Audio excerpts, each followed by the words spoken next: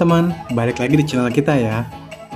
Kalau di part 1 kemarin, kita sudah membahas tentang gereja-gereja Batak Toba seperti HKBP, HKI, hingga GKPI yang penuh sejarah dan makna budaya. Kali ini, kita akan lanjutkan penelusuran kekayaan iman dan tradisi dari suku Batak lainnya. Kita akan bahas gereja-gereja terkenal dari suku Batak Karo, yang juga punya peran penting dalam menjaga nilai-nilai kekristenan dan adat setempat. Setiap suku Batak memiliki ciri khas budaya yang unik, termasuk dalam hal pelayanan gerejanya. Di Karo, GBKP, dan GIKI yang jadi tempat beribadah sekaligus pusat pelestarian budaya lokal. Meskipun sama-sama berasal dari wilayah Sumatera Utara, gereja-gereja di Karo punya ciri khas tersendiri, baik dari segi bahasa liturgi, musik rohani, hingga peran sosial dalam masyarakat.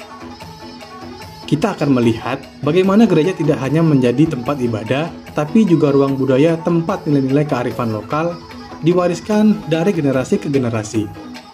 Jadi, pastikan tonton sampai habis ya, karena kisah dan fakta menarik dari gereja-gereja ini sayang banget untuk dilewatkan.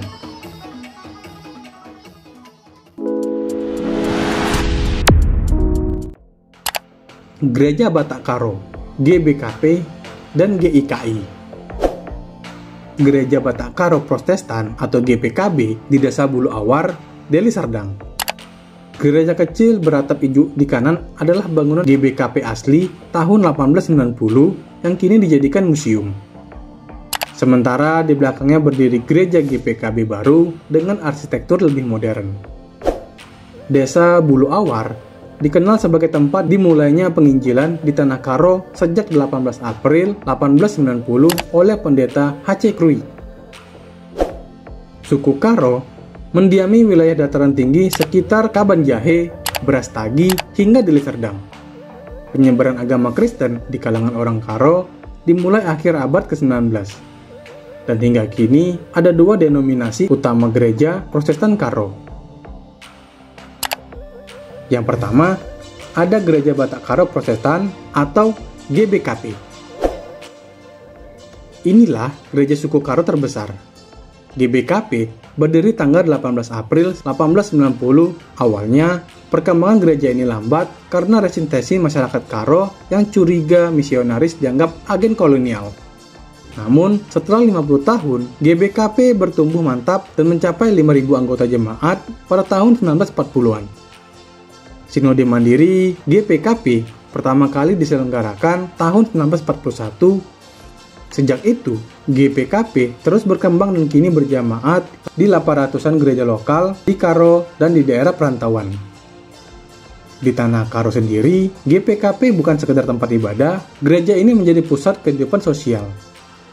Banyak kegiatan budaya seperti kerja tahun atau pesta tahunan adat Karo sering melibatkan komunitas gereja. Lagu-lagu pujian berbahasa Karo dan event kompetisi antar gereja Karo turut melestarikan musik tradisional. GBKP juga aktif di bidang diakonia sosial, misalnya mendirikan panti asuhan, rumah sakit, dan sekolah di wilayah Karo. Bagi perantau Karo, GBKP di kota lain ibarat rumah kedua untuk berkumpul lengkap dengan sapaan khas menjuah-juah. Yang kedua, ada Gereja Injili Karo Indonesia atau GIKI. Dibanding GBKP, GIKI bisa dibilang lebih muda dan berkarakter Injili. GIKI didirikan pada 27 Juni 1992 di Kabanjahe, Kabupaten Karo.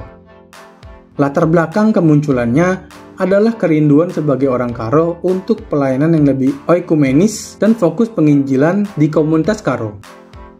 GIKI berafiliasi dengan Persekutuan Gereja-Gereja Injili Indonesia atau PGLII yang menekankan kebangunan rohani.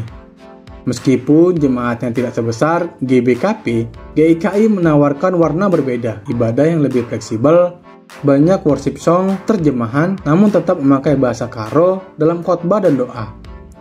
Gereja ini berkembang di wilayah Karo dan Kota Medan, menjangkau jemaat Karo yang menginginkan nuansa ibadah modern tanpa meninggalkan identitas sukunya.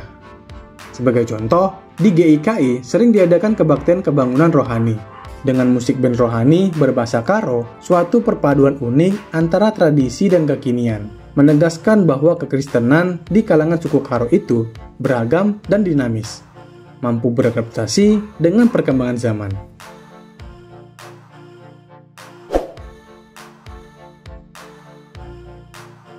Nah teman-teman, itulah tadi cerita tentang gereja-gereja Batak Karo yang penuh makna dan kaya akan nilai budaya.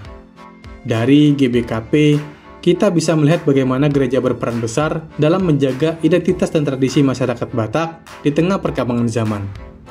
Jangan lupa, masih banyak kisah menarik lainnya dari suku Batak yang bisa kita bahas bersama di video berikutnya. Terima kasih telah menonton, sampai jumpa di video berikutnya.